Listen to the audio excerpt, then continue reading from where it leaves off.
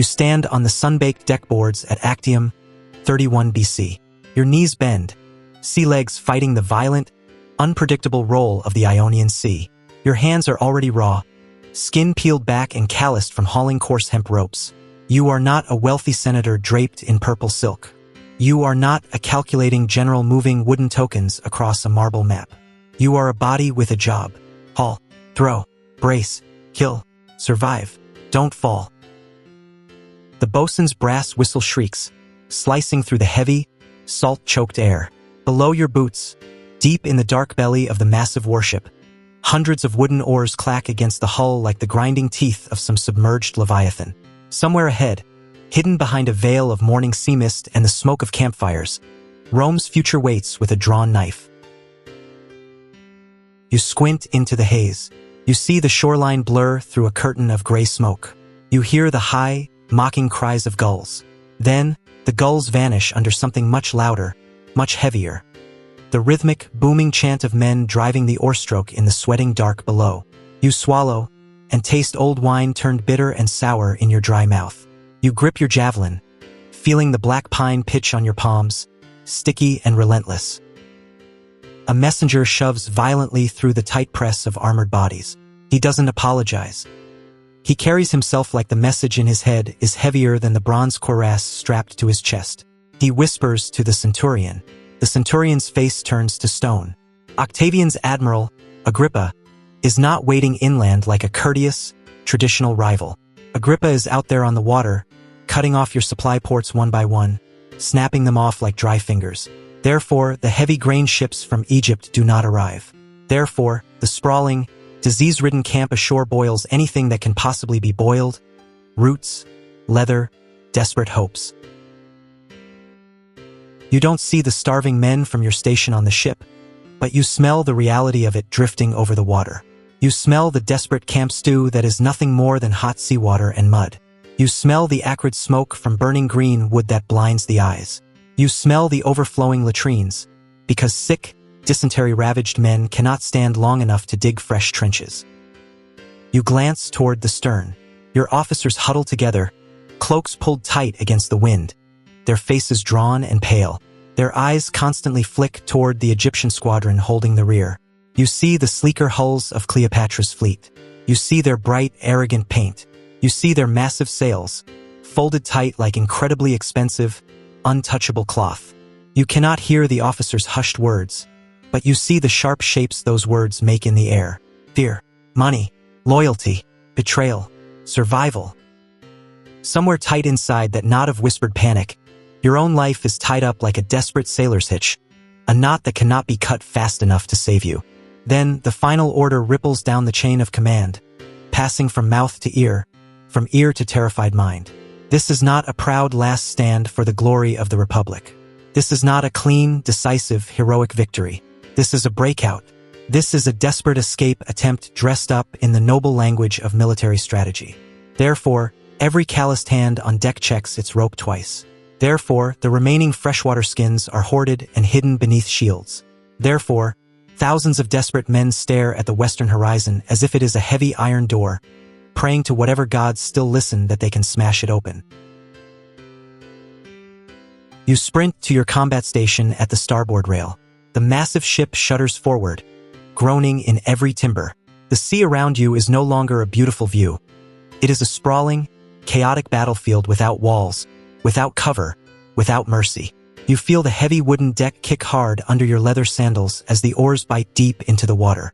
Below you, the rowers breathe in a shared, agonizing rhythm. It is half desperate prayer, half brutal machinery. The entire fate of the Roman Republic suddenly becomes a massive, lumbering, moving target. The weeks leading up to this exact heartbeat do not feel like the glory the poets sing about in the forums. They feel like chewing on broken stones. You grind daily through a hunger that acts like enemy sabotage inside your own gut. You chew your strictly rationed, weevil-infested grain so hard your jaw physically aches, because every single kernel is counted, guarded, and treasured. But hunger makes thieves out of honorable legionaries. Therefore, Roman men steal from Roman men in the dead of night. Just yesterday, a friend leaned in toward you. His eyes were deeply sunken, his skin stretched tight over his skull. He held up his own armor strap, a piece of boiled leather, offering it to you like it was a chest of gold. He offered his gear for just one sip of your sour, watered-down wine. His body is rapidly becoming a brutal math problem, and the numbers are losing. You look at him and you don't know whether to pity him or fear the moment he decides to take your wine by force. You hear the constant, rattling coughing from behind the stacked wall of bronze shields. It always starts as just a few throats clearing in the damp night air. But disease absolutely loves the tight, suffocating spaces of a military camp. Therefore, the hacking coughs spread like wildfire through the packed ore banks and the sprawling canvas tents ashore. A sailor collapses mid-stroke down at his heavy oar. The entire rhythm of the bench violently breaks. One missing, deadweight body means 5 heavy oars slap the water at the wrong angle. The massive ship immediately loses its momentum. It loses speed, and on this water, speed is life. You want certainty. You crave a map. But war only hands out poisonous rumors. Scouts return to the fleet in small, fast skiffs, bringing violently conflicting reports. One scout swears by the gods that the mouth of the Ambracian Gulf is wide open. He promises clear, deep water and a clean, fast run to the open sea. Another scout aggressively grabs the centurion's arm and insists that Agrippa's deadly Liburnian squadron is waiting silently behind the rocky headland. He says they are waiting like starved wolves behind a fragile wooden door. You don't know which scout is lying. You don't know which reality awaits you. Therefore, you just grip your weapon. Therefore, you still have to row. Therefore, you still have to drag a whetstone across your iron blade until it shines.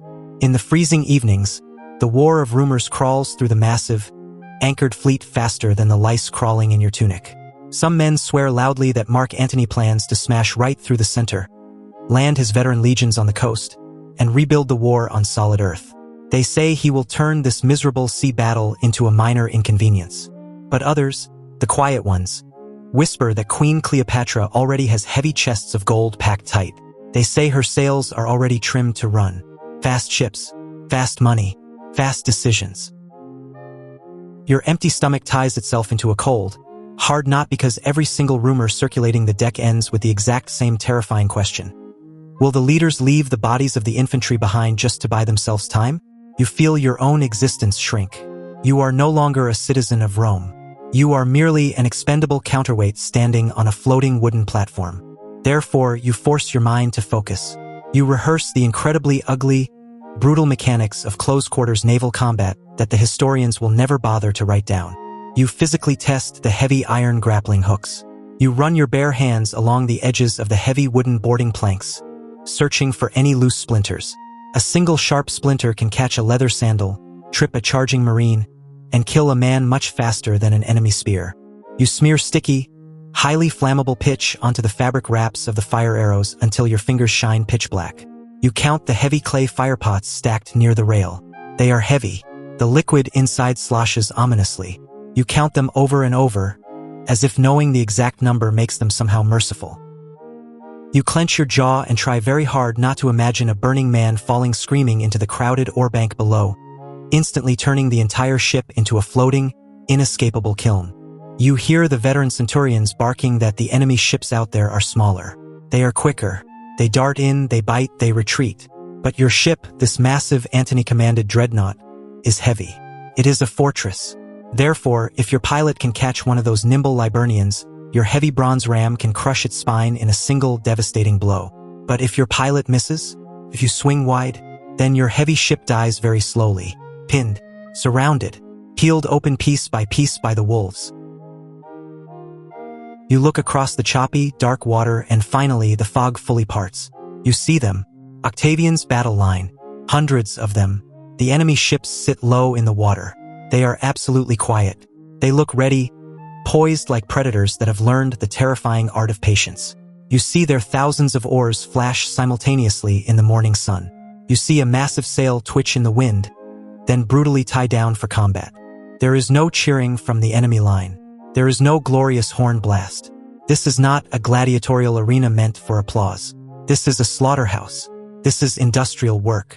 This is killing. The signal finally comes down from Antony's flagship. Colored flags snap up the mast.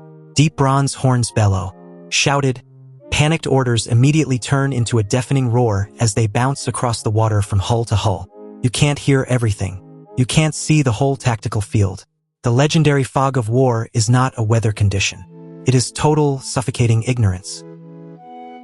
You only know what is exactly in front of your face.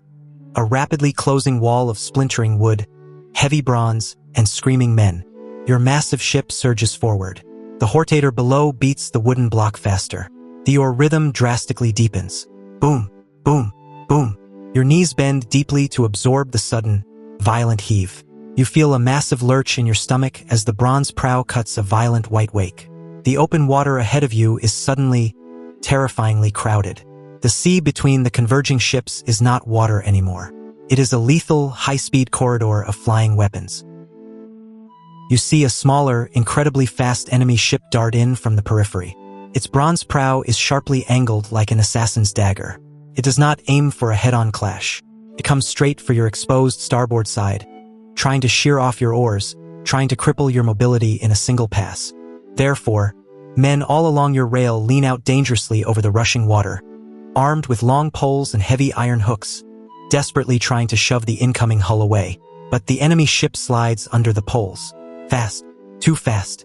You hear a catastrophic crack that sounds exactly like a giant's bone snapping. It is or completely splintering under the impact. A rower trapped down below screams exactly once. The sound is muffled, choked off because down in the rowing benches, there is nowhere for the sound or the man to go. Therefore, the desperate call goes out across the deck to keep the stroke. The oarmaster's booming voice immediately turns into a verbal whip. The men below pull with everything they have, even as the violently splintered or flails dangerously, even as dark, cold seawater begins to pour in through the newly shattered gaps in the hull. You smell the collective fear of the men around you. It is as sharp and acidic as cheap vinegar. You taste it at the very back of your own throat. A sudden, violent shout. Grapples fly. Heavy iron hooks arc high through the smoke-filled air. They bite into the wooden rail of the enemy ship with a sickening final certainty. The ropes pull taut. The two massive ships kiss violently, then permanently lock together like the interlocking teeth of a bear trap. The massive jolt hits your spine like a hammer. You slam forward, throwing your heavy wooden shield up, desperately trying to keep your footing as the blood-slicked deck violently jerks. Men surge forward toward the rail. Bodies stack upon bodies. It is a blind crush of elbows, dented helmets, heavy breathing, and pure, unfiltered rage. You see the first enemy boarders appear over the locked rails. Their faces are smeared with soot and sweat. Their eyes are wide with adrenaline. Their mouths are ripped open in a sound that is half battle cry, half sheer, primal terror. But your endless, brutal training takes over. Your body moves before your mind gives the order. Therefore, you step firmly into the gap. Your heavy shield goes up. Your short iron sword is drawn and ready. You feel the crushing weight of your chainmail and gear drag heavily at your shoulders. In the sheer deafening noise of the clash, every single breath you take sounds unnaturally loud inside your own bronze helmet. A legionary standing right beside you takes a direct hit. A javelin takes him in the throat. There is no heroic, sweeping cry. There is no final speech. Just a sudden, wet collapse. He drops exactly like a theatrical puppet whose mainstring has been abruptly cut. Hot, bright blood runs out rapidly from under his armor, forming a dark, spreading line across the wooden planks. His loose helmet rolls away, clinking hollowly against the rail. You stare at it, and you feel something incredibly cold settle right behind your ribs. That unmoving, leaking body could be anyone. That could be yours. In the next 10 seconds, that will likely be yours. Therefore, you force your legs to move. You shove forward.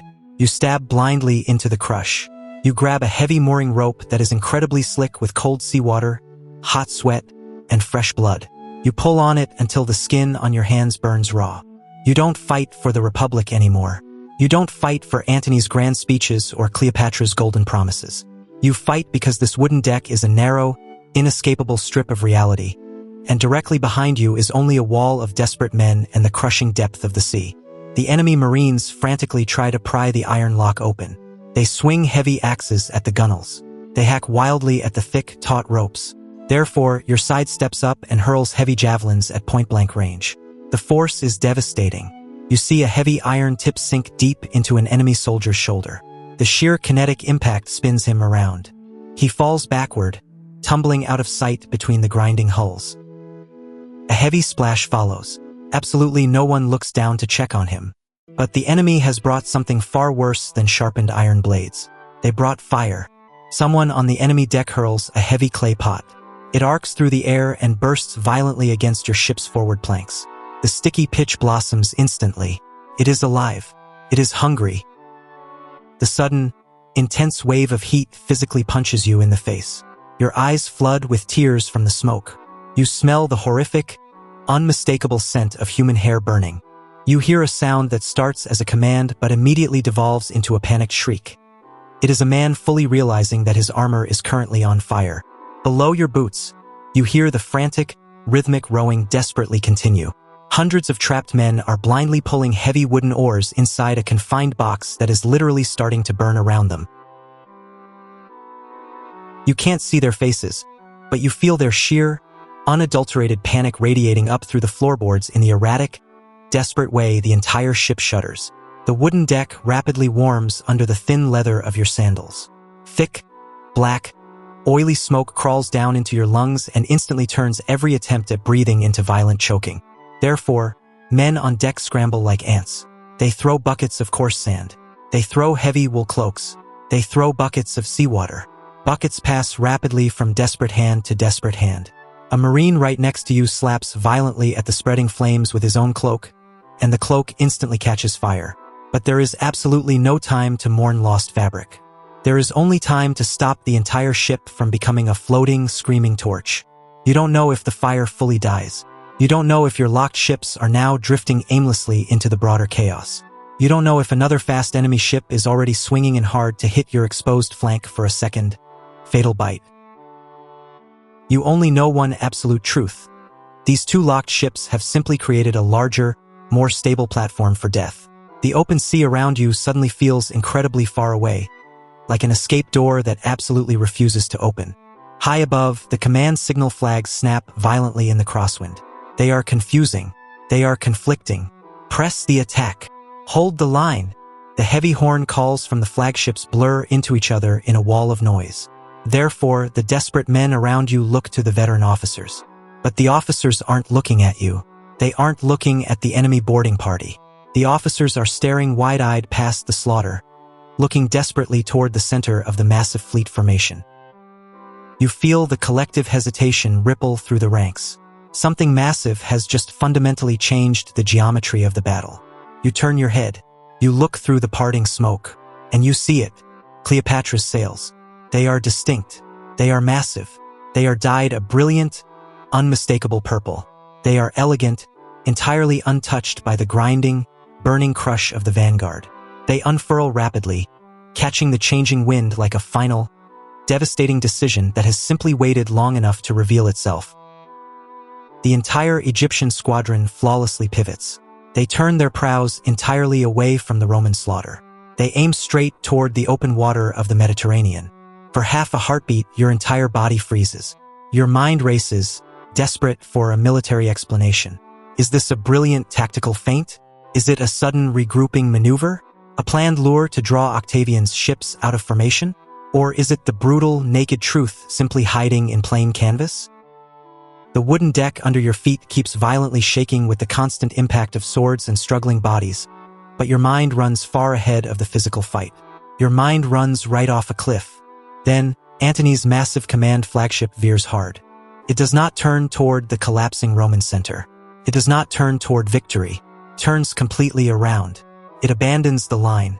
It chases directly after her. Your hands keep moving automatically because the crush of enemy bodies keeps pushing against your shield. But deep inside your chest, something fundamental breaks loose. The invisible, structural spine of the battle snaps without a single sound. You are still locked in brutal, desperate combat. You are still actively bleeding from small cuts. You are still hauling heavy, pitch-stained ropes. You are still fighting to save a ship that is currently sinking. And while you do this, your supreme leader's singular, selfish decision rips the entire grand strategy apart. The enemy in front of you doesn't even need to sink your ship anymore. They realize it instantly. They only need to keep you physically trapped right here, bleeding and exhausted, while your future, your paymaster, and your general rapidly escapes over the horizon. Therefore, the entire pressure of the battlefield violently changes. Octavian's vast fleet tightens around the abandoned ships like a slowly strangling noose. The smaller, faster Liburnian hulls dart aggressively into the sudden gaps in your formation. They systematically cut off your remaining oars. They force devastating, crippling collisions. You feel your entire ship violently lurch to the left as another massive bank of oars breaks off into the sea. The exhausted rowers below completely lose their rhythm. A warship without a rowing rhythm is a warship without a choice. It is just floating timber waiting to burn. You hear a veteran marine scream at the top of his lungs that the entire center of the fleet is gone. Another voice, cracking with panic, answers loudly that it was a trap all along. But screaming voices do not steer sinking ships. Screaming does not repel borders. Therefore, the remaining men lock their jaws and keep fighting with the only tangible truth still available to them: the screaming enemy soldier standing directly in front of their face. A heavy wooden boarding plank violently slams down onto your railing, crushing a man's hand. Heavy hobnailed boots thud rapidly across the wood. An enemy marine in Octavian's colors lunges directly at you. His eyes are wild, totally dilated with battle madness. His short blade is angled perfectly for the soft gap at your throat. You raise your heavy wooden shield just in the nick of time. The brutal impact vibrates down your arm, instantly numbing your muscles all the way to the elbow. You roar, shove back with the shield boss, and step forward. But you slip. Your sandal completely loses traction in a slick puddle of seawater and fresh blood. For one terrifying, endless moment, the entire wooden deck tilts, and the horizon violently flips. You fall. You feel your own stomach rise sickeningly into your mouth as gravity claims you. You recover only because falling down in a crush like this is an absolute guaranteed death sentence. You will be trampled to pulp before an enemy even stabs you. Therefore, you viciously hook your leather heel against a raised plank seam. You find traction. You drive your legs forward with explosive force. You thrust your blade. Your iron weapon meets soft flesh. The enemy marine makes a strange, pathetic noise, exactly like trapped air rapidly escaping a punctured wineskin. He immediately crumples, his hands clutching his stomach. You desperately want to think of him as just a physical obstacle. You must think of him as an object, not a man with a family. You must, or your hands will stop moving, and if your hands stop moving, you die. But the oily black smoke thickens around you until it is completely blinding. The fire you thought was out suddenly catches hard on a large, dry rope coil near the mast. Desperate men furiously stomp it out with their boots, but right as they do, another heavy clay firepot arcs over the rail and violently bursts against the deckhouse. Therefore, towering flames suddenly appear in two places at exactly the same time, roaring up the rigging. It feels as if the gods themselves are carelessly throwing matches onto a pile of dry kindling. Your entire ship rapidly transforms into an inescapable, shifting maze of lethal danger, roaring flame, flashing iron blades, slick pools of blood, and violently splintered wood. You look up and see a senior officer desperately trying to shout new formation orders, trying to establish a defensive ring. But his voice completely vanishes into the deafening chaos of grinding ships. Suddenly, a heavy throwing spear takes him squarely in the exposed side. He doesn't cry out. He simply folds in half, collapsing over the railing. Therefore, the terrified men standing near him hesitate. They freeze, waiting for the crucial instruction that is never, ever going to come. In that tiny, fatal 2-second hesitation, the enemy boarding party violently surges forward, overwhelming the gap. You desperately want to look back toward the center of the ocean again. You want to visually confirm what your smarting eyes already heavily accuse. You want to see if Antony has turned back. But looking away from the man trying to kill you invites a blade into your ribs. Therefore, your entire universe violently shrinks. It reduces entirely to the exact width of your wooden shield. Yet, even in that impossibly narrow, terrifyingly violent world, the massive strategic truth still presses in on you from all sides. This organized breakout has completely dissolved. It is turning rapidly into a total, chaotic abandonment. Some of the larger ships in your squadron desperately try to break off and blindly follow the retreating Egyptian sails. But the enemy commander Agrippa fully anticipates that desperate, blinding hunger for escape. Therefore, Octavian's ships rapidly move to block the deep water lanes. A fast Liburnian ship darts aggressively across the bow of a fleeing Antony vessel. It rams the heavy bow at an angle, and you loudly hear massive oak timbers split and crack like an ancient tree falling in a violent thunderstorm. Heavy, armored men tumble screaming from the high decks into the churning sea. The heavy iron chainmail and bronze plates they wear immediately drag them down into the dark water. You watch in horror as desperate bare hands claw wildly at the frothing surface of the sea for a few seconds, then completely vanish beneath the foam. No one throws them a rope. No one can spare a rope. No one can spare a single second of time. You don't know if relief is coming. You don't know if another friendly squadron is swinging around the flank to relieve this crushing pressure. Every frantic, smoke-filled glance you take shows only more of Octavian's enemy hulls moving in, more synchronized oars flashing perfectly in the sun, more fresh marines preparing to board. Therefore, a new, totally paralyzing feeling spreads rapidly through your ship. It is quiet.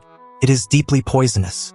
It is the sudden, collective realization that this is no longer a battle. This is a harvest. The massive, lumbering ships that absolutely cannot run away finally begin to surrender. Through the smoke, you see a proud Roman standard slowly, humiliatingly lowered to the deck. You see empty hands raised high in the air. But surrender on the chaotic water is not a clean, organized, bureaucratic thing. The blood is too hot. Therefore, some of the surrendering ships are aggressively boarded anyway. The men are brutally stripped of their armor and valuables. Some of the damaged ships are intentionally set on fire by their captors just to prevent them from ever being used again. You hear men pleading for their lives in the name of the Republic. You hear the cruel, adrenaline-fueled laughter of the victors. And you hear absolutely nothing when a sharp iron blade meets a yielding throat quickly. Your own ship desperately tries to violently wrench itself free of the heavy iron grapple. Men frantically chop at the thick hemp rope with axes and swords. You lean your entire body weight into pushing against the rail, your exhausted arms shaking uncontrollably. Therefore, the thick rope begins to fray. It snaps, strand by strand. But just before the final strand snaps, another heavy iron hook flies through the air and viciously catches the wood right next to it. The enemy Marines completely understand the lethal math of this moment. If escape is even remotely possible, that escape must be heavily priced in Roman blood. A heavy clay jar of sand is emptied frantically over a roaring deck flame. The fire aggressively hisses, spits thick smoke, and finally dies. Therefore, the air right in front of your face clears just enough for one single desperate breath. You suck in the air like it is the greatest gift the gods have ever given. But the very next breath you take tastes heavily of burning ash and copper again. Your eyes burn intensely. Hot tears track clean lines through the thick black soot coating your cheeks. Somewhere far out in the fog, a heavy horn blasts a complex military signal you do not recognize. Exhausted men all around you snap their heads toward the sound, desperately searching for any kind of meaning or salvation. But meaning is incredibly scarce in this violent, grinding crush. Therefore, dark superstition quickly rushes in to fill the mental gap. A bleeding marine next to you mutters darkly that the gods themselves have clearly chosen Octavian. Someone else aggressively spits blood onto the deck and says the gods didn't choose anything. The gods simply chose whoever had the most gold. You stare at the slaughter, and you honestly don't know which reality is worse. You look down and see the bodies of your crewmates piled haphazardly near the wooden rail. They were not respectfully placed there. They just fell where the iron found them. They completely block your footing. Therefore, living, desperate men are forced to physically step on the bodies of dead men just to keep their precarious balance during sword swings. You step back to avoid a thrust, and your heavy leather boot lands squarely on a human hand that does not move. The physical sensation beneath your soul is soft, yielding, and entirely wrong. You feel hot bile violently rise in the back of your throat, but you force yourself to swallow it down immediately because vomiting right now makes you physically weak, and weakness on this deck gets noticed by the wolves. Slowly, the massive, organized battle line completely disintegrates. The fighting violently loosens into chaotic, isolated fragments.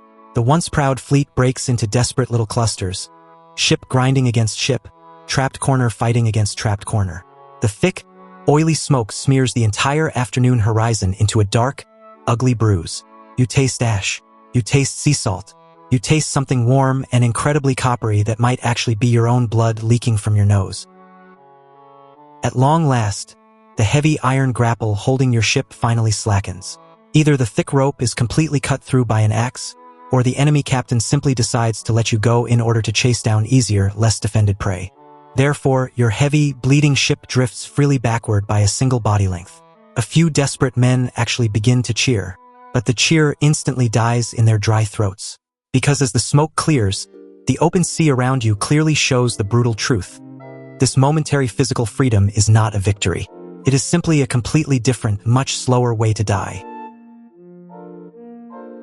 You stagger to the railing and look desperately toward the deep water. You search the horizon for Antony's massive flagship. It is completely gone. It has vanished toward the open water. You search the sky for Cleopatra's brilliant purple sails. They have shrunk into tiny, pale triangles on the horizon, rapidly pulling your entire political future completely out of reach. The visual sight of their escape lands hard in your empty gut like a swallowed stone. The enemy fleet shifts tactics. They no longer fight a battle line. They now hunt. The smaller, faster Liburnian ships aggressively fan out across the water and begin snapping at the wounded stragglers. Therefore, any massive vessel with splintered, damaged oars immediately becomes a prime target. Your heavy ship limps pathetically. You feel the agonizing, uneven pull of the surviving oars. The exhausted rowers trapped below grunt heavily with every single stroke, their strained, desperate breathing turning into pure animal sounds. Someone down in the dark belly of the ship actually starts crying. It is not a loud, theatrical wail. It is just broken, pathetic weeping, because his exhausted arms have to keep moving the heavy wood, but his hope has completely stopped.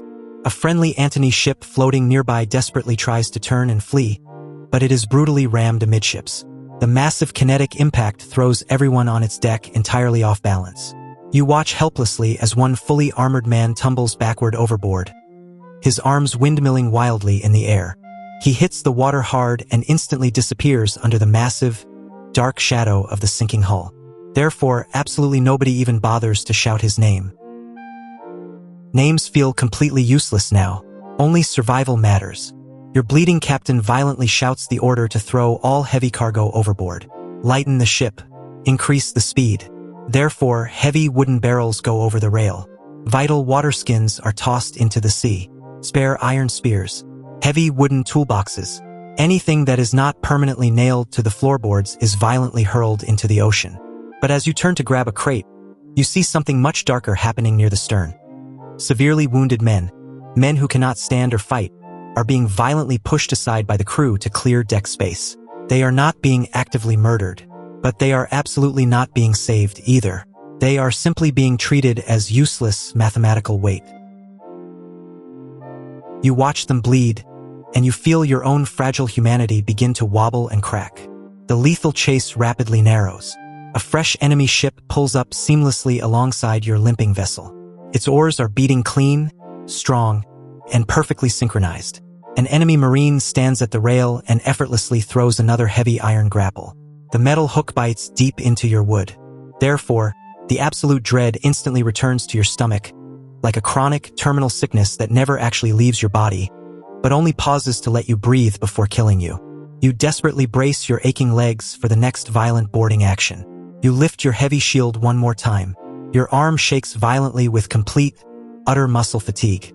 You feel the heavy leather strap physically cut into the raw skin of your forearm. The smell of stale, terror-soaked sweat trapped inside your hot bronze helmet is overwhelmingly sour. You blink hard, and the entire spinning world swims in and out of focus. But the enemy marines pause. They do not immediately swarm over the rail with swords drawn. They hold their line. The enemy ship simply circles alongside you, perfectly matching your sluggish speed, like a confident hunting dog taking its time deciding exactly where to sink its teeth. Therefore, the exhausted men standing on your deck begin to whisper furiously. They are completely confused. Is this a display of mercy? Is this cold, calculated logistics? The psychological fog of war heavily thickens again. You stare at the enemy marines, and you don't know if surrendering right now buys your life, or if it just buys you heavy iron chains in a silver mine. A clear, authoritative voice calls out across the water from the enemy deck. He is offering terms of surrender that you cannot fully hear over the wind and the groaning wood. The exact legal words are lost, swallowed by the sea. But the absolute tone is unmistakable. Submit to Octavian or burn. Therefore, a violent argument erupts on your own deck.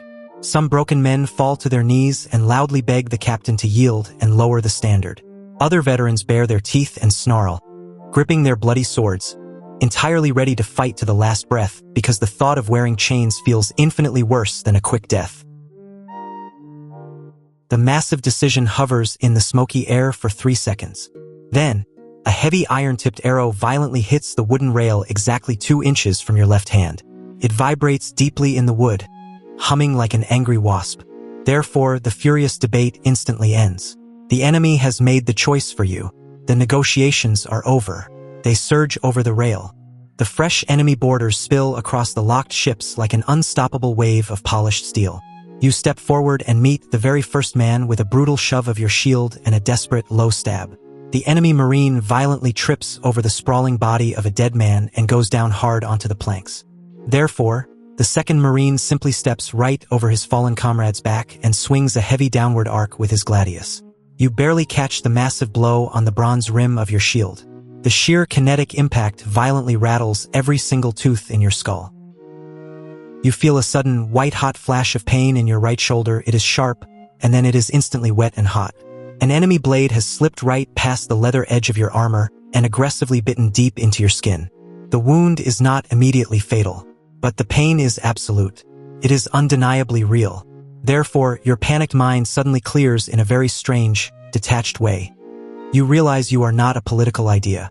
You are not a citizen of a glorious republic. You are just meat, standing on wood, waiting to be butchered. The physical press of bodies becomes totally unbearable. Your battered ship is hopelessly outnumbered. Down in the dark belly, the exhausted rowers finally stop rowing. There is absolutely no point in blindly rowing a ship when an enemy army is currently standing on your ceiling. Therefore, the massive ship completely loses steerage. It drifts aimlessly, becoming nothing more than a static, bloody platform for mass capture. A young, terrified man standing right next to you abruptly drops his bloody sword. He raises his empty hands high in the air. He screams at the top of his lungs that he completely yields. But an enemy blade violently strikes him anyway, ripping across his chest. Perhaps it was a pure accident of the crush. Perhaps it was entirely intentional. He falls hard to the deck, his empty hands still open, still reaching for a mercy that does not exist. Therefore, you realize that surrender in this chaos looks incredibly unreliable. You slowly back away, retreating toward the massive wooden mast. You are completely trapped between the tangled rigging ropes, the broken rail, and the approaching wall of shields. The deep, dark sea is directly at your back. You feel a sudden, overwhelming urge to simply jump backwards, to drop your weapons and escape into the cold, silent water. But the heavy chainmail armor you wear is a death sentence. The sea is absolutely not your ally. The sea is just a second, highly efficient executioner. An enemy soldier violently lunges at your chest. You frantically parry the blow with your sword. Your sprained wrist screams with the sheer strain of the metal-on-metal impact. Another enemy marine comes rapidly from your blind side. You don't even see him swing until a massive explosion of pain violently blossoms in your ribs. Maybe it was a brutal punch from a shield boss. Maybe it was the hilt of a short blade. The impact drives the air from your lungs. Therefore, your breathing instantly turns incredibly thin, shallow, and urgent. You taste hot, metallic blood pooling under your tongue. Then, a booming shout abruptly cuts right through the chaos. Someone standing high on your ship, someone with actual authority, finally forces a total pause in the slaughter. The battered Antony standard is slowly, humiliatingly lowered to the blood-soaked planks. Hundreds of empty, shaking hands rise into the air. You feel your own heavy hands hesitate. Your arms tremble violently, caught in a war between your deep Roman pride and your screaming biological instinct for survival. Therefore, you swallow your pride. You slowly raise your hands, too. Lifting your empty hands feels exactly like lifting massive, invisible stones. The brutal fighting does not stop cleanly. It stops in violent, unpredictable jerks. A few final, angry sword blows land late in the crush. A dying man near the scuppers gurgles loudly. An enemy marine leaning against the rail laughs, and it sounds entirely too loud in the sudden quiet. Then, the massive, chaotic deck is suddenly just full of exhausted, standing men. They stare at each other, breathing heavily, completely unsure of what to do with their arms now that they are no longer violently swinging them at other humans. Rough, scratchy hemp ropes aggressively bind your raw wrists together. The thick rope instantly burns the fresh cuts on your skin. Therefore, your proud, martial body learns the specific mechanics of deep humiliation very fast. You are violently marched by the guards toward the center of the captured cluster of prisoners. You are forced to physically step around and over the dead bodies of your friends. You take a deep breath. You smell it all at once. Burning pine smoke, human excrement, sticky pitch, and hot blood. It all merges into one singular, total stink of absolute defeat. A seagull lazily flutters down and lands on a broken wooden spar right above your head. It tilts its head, watching the captured men exactly like a bored, indifferent judge. You turn your head and look out across the massive, shattered battlefield. The visual scale of the destruction is staggering. Massive, thick wooden oars are snapped cleanly in half, bobbing in the water like broken skeletal bones. Painted wooden shields float aimlessly on the waves, drifting away like discarded, useless identities. Dozens of massive warships heavily smolder, sending thick black plumes into the sky. Some of the crippled ships tilt dangerously low into the water, rapidly taking on sea. Desperate men violently cling to the slippery wooden rails, as if the sheer strength of their grip can somehow magically rewrite the physics of a sinking vessel.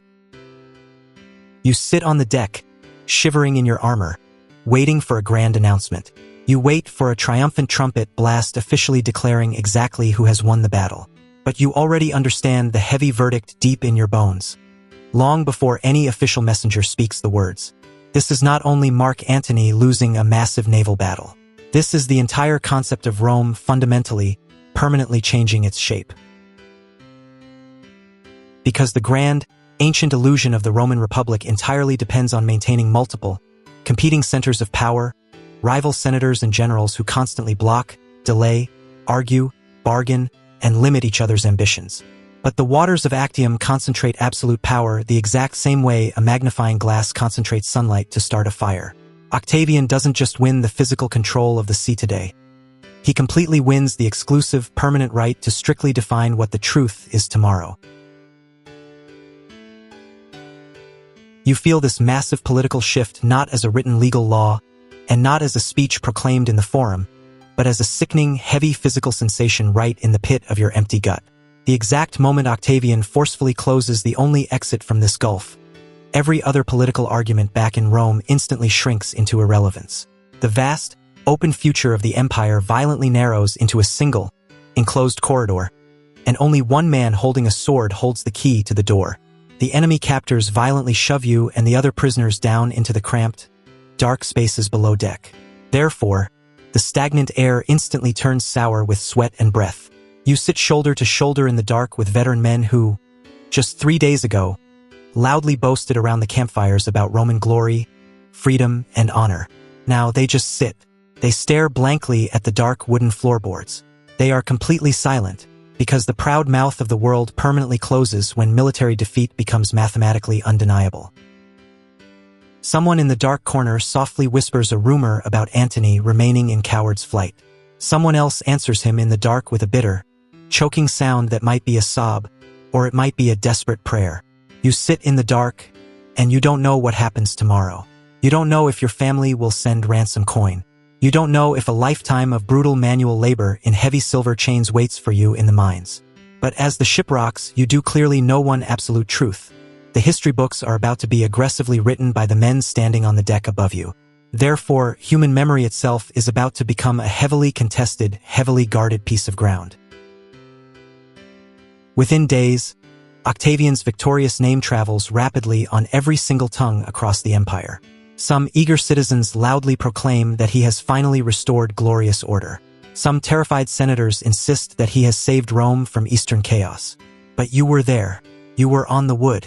You see the cold, brutal machinery operating silently behind those grand political words. You see the deliberate use of choke points. You see the manipulation of supply lines. You see open, bustling trade ports deliberately turned into starvation traps. Modern, digital life feels incredibly far away from this bloody, wooden deck, but the underlying pattern of human power is close enough that you can actually reach out and touch it. You recognize that exact same pattern today whenever a massive crisis hits the world, and the ultimate question suddenly becomes not only who is morally right, but who physically controls the choke point? Look at the supply lines. Look at the information lines. Look at the legal and financial lines.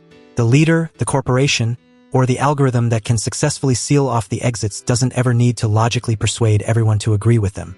They only need to make the alternative options completely, physically impossible to reach. So imagine standing once again on this violently rocking deck. Feel the coarse rope burning your bound wrists. Taste the bitter, oily smoke deep in your lungs. And realize that the absolute cruelest, most effective weapon deployed at Actium was not Greek fire, and it was not sharpened Roman iron. The cruelest, most effective weapon in history is constraint. It is the quiet, systematic ability to completely narrow a population's choices until absolute obedience looks exactly like safety. The battle dust finally settles on the dark water. The true cost of this day is counted in armored bodies that float on the tide, and bodies that permanently vanish into the dark. The cost is counted in thousands of veteran men who survive the fire only to become disposable tools in someone else's grand, imperial triumph. The true cost is counted in a massive political system that will continue to use the comfortable word republic for centuries, but actually breathes, moves, and kills like something entirely else. Therefore, the final verdict of history is incredibly simple. The Battle of Actium does not only sink wooden ships. Actium permanently sinks the balance of power. And a brand new, terrifying kind of Rome rises quietly from the black smoke. A Rome with one singular voice that is significantly louder and vastly more lethal than all the rest combined. Now, the historical mirror lifts. You clearly see the exact same forces operating in the world today whenever a single person, a single faction, or a single platform successfully gains absolute control of the critical routes that absolutely everyone else must travel to survive, whether that route is global money, digital media, international law, or physical logistics. You feel in your gut how incredibly quickly a free debate turns completely irrelevant the exact second the doors lock from the outside. You watch desperate opponents furiously argue about philosophy and morals, while someone else entirely just quietly buys the physical doorway they are standing in. And here is the ultimate legacy question of Actium, the one question that simply refuses to fit neatly onto a political slogan or a banner.